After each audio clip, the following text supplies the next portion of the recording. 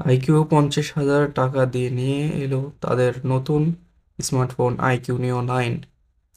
প্রথমে আনবক্সিংয়ের ক্ষেত্রে এর বক্সে দেওয়া আছে একটি transparent case, type C to type C cable আর 120 ওয়াটের চার্জিং ব্রেক। এটার বডি ফ্রেমটা প্লাস্টিকের তৈরি, এতে ভিগেন লেদার ইউজ করা হয়েছে।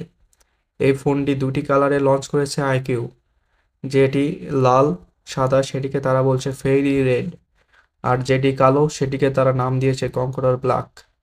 আমার কাছে মূলত ফেরি রেডটা ভালো লেগেছে, এটি দেখতে কিন্তু অনেকটাই জোস লাগছে। এতে রয়েছে ইন ডিসপ্লে ফিঙ্গারপ্রিন্ট সেন্সর, ফিঙ্গারপ্রিন্টটা অনেকটাই নিচের দিকে, যা অনেকেরই প্রথমে একটু সমস্যা হতে পারে, পরে তা ব্যবহারের সাথে ঠিক হয়ে যাওয়ার কথা। এটি ওজন 196 গ্রামের মতো। এতে প্রসেসর হিসেবে রয়েছে স্ন্যাপড্রাগন 8 Gen 2, যা এই ফোনটিকে